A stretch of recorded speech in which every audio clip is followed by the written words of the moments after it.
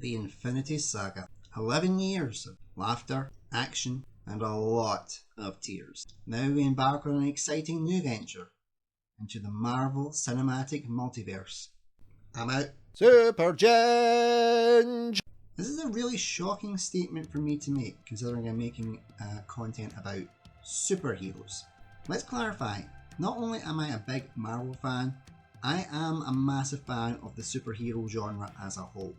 I'll always be a fan, but when you start breaking into multiverse territory, like many others, I just have to say, I had to take a step back.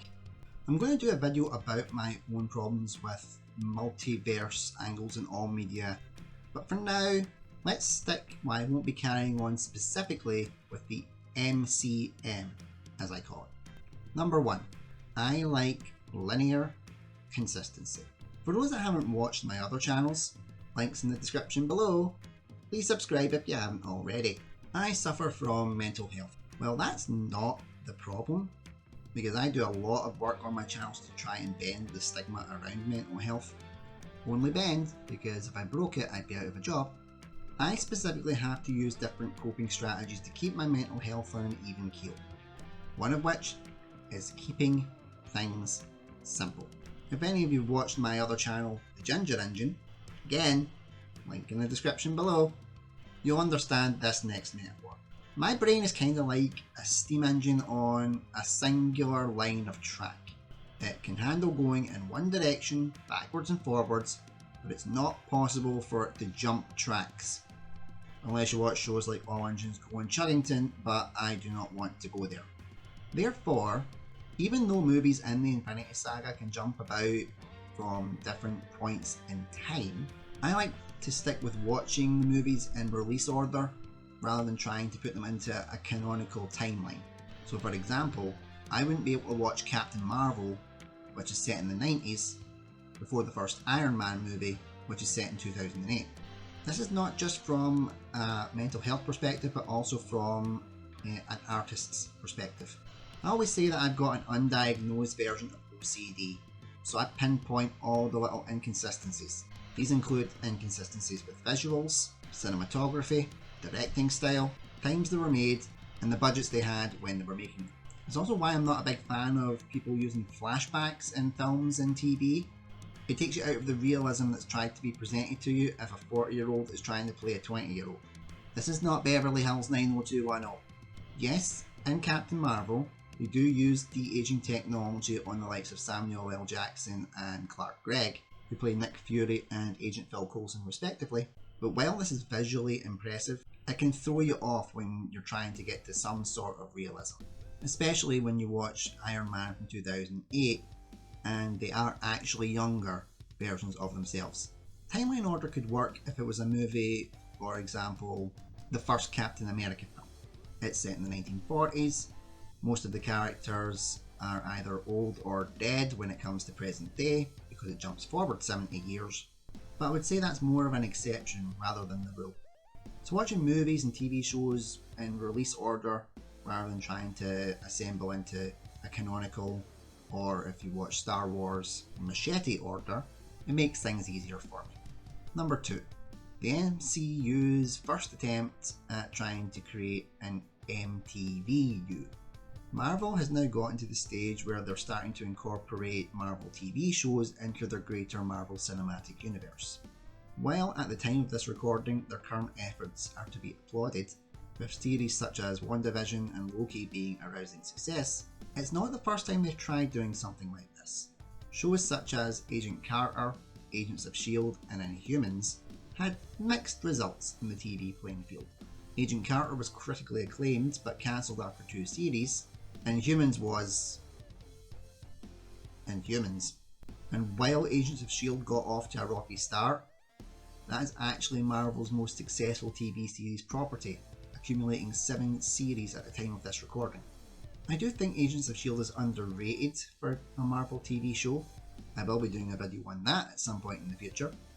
But in the early days it really suffered because it wasn't allowed to have its own identity.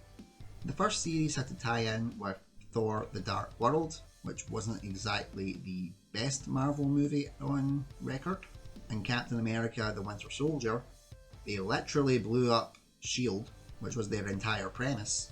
And then the second series had to deal with the fallout of Avengers Age of Ultron. And of course the inevitable fallout from Hydra. But over the course it started to become a better series because it became independent from the main MCU timeline. We got to series 3 and the MCU basically said, we're done, do what you want. And oh boy did it get better from there. But having to juggle so much interference can really mess up a timeline. Especially one that's already becoming more convoluted from a cinematic standpoint. TV series work better when they're left to their own devices because they have the freedom to create their own identity. They don't need to follow a grand plan in the case of will they, won't they tie in with the MCU at some point down the line. It hampers the present day creativity needed to get them to that grand plan in the future.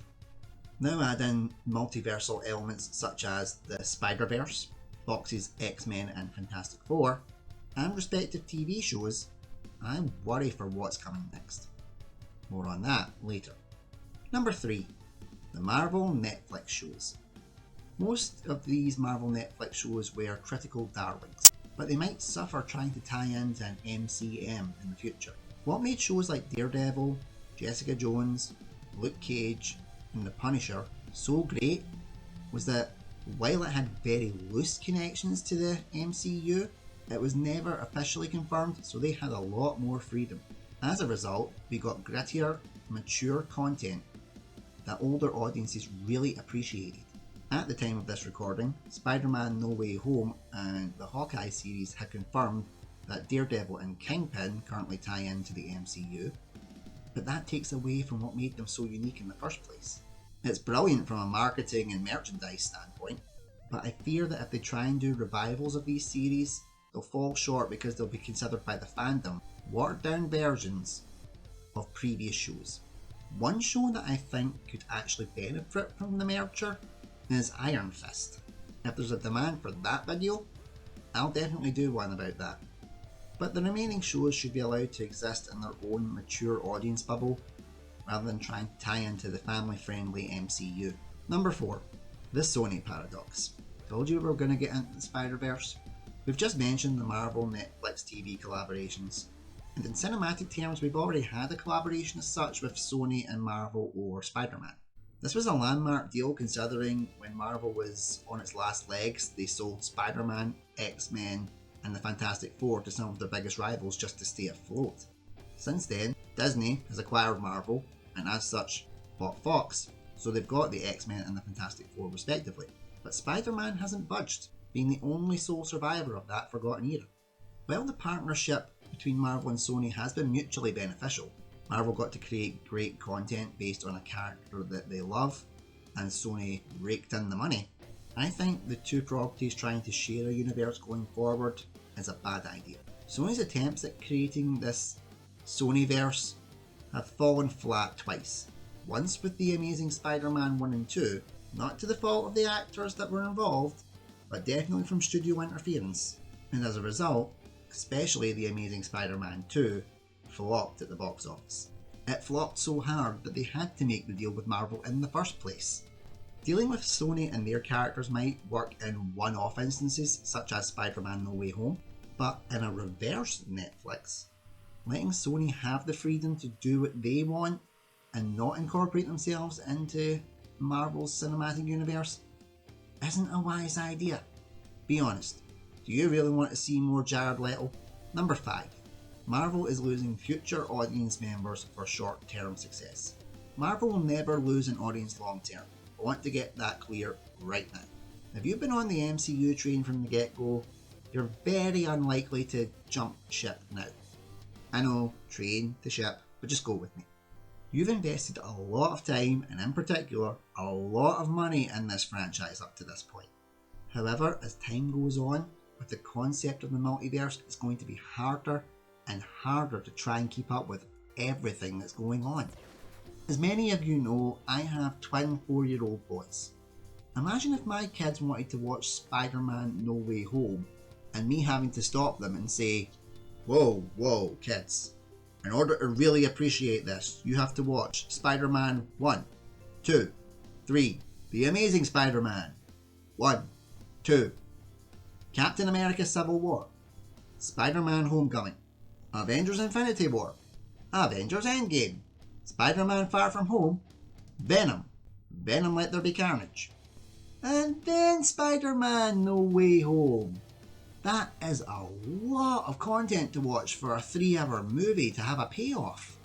Now, those who grew up with that over the course of 20 years got the payoff. Those type of feelings were a very singular experience. I don't see newer audiences having the same dedication to troll through content just to stick with current content. The average attention span for a human is now 7 seconds. Goldfish have longer attention spans.